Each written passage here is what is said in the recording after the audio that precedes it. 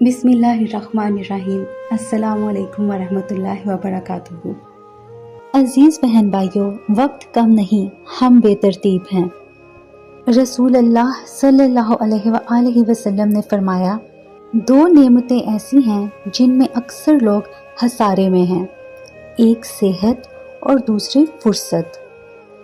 ہم اکثر کہتے ہیں کاش کچھ وقت مل جاتا، ہم یہ کر لیتے، ہم وہ کر لیتے، لیکن حقیقت یہ ہے ہم وقت کو ترتیب دینا نہیں جانتے، اور جب ہم وقت کو بے ترتیب کر دیتے ہیں تو سکون، برکت اور ترقی تینوں ہاتھ سے نکل جاتے ہیں۔ عزیز بہن بھائیوں، دن کی شروعات جلدی کریں۔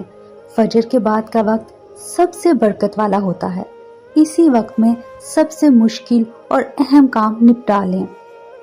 مثلاً صبح 9 سے 10 بجے صرف صفائی، 1 سے 2 بجے صرف آرام یا کھانا۔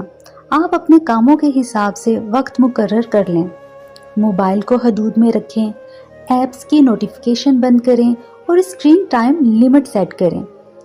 دن میں صرف 2 یا 3 بار سوشل میڈیا دیکھیں۔ ہفتہ وار پلاننگ کریں۔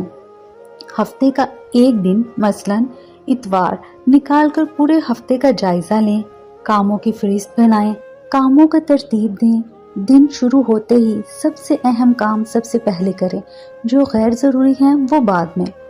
وقفہ لیں لیکن مقصد کے ساتھ، ہر 45-50 منٹ کے بعد 5-10 منٹ کا وقفہ لیں تاکہ ذہن تازہ رہے۔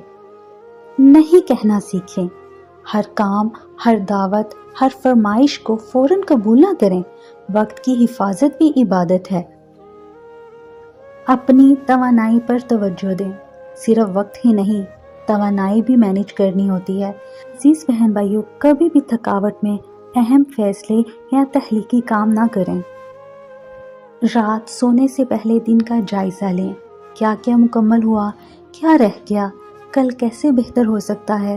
2 منٹ کا یہ جائزہ آپ کی زندگی بدل سکتا ہے۔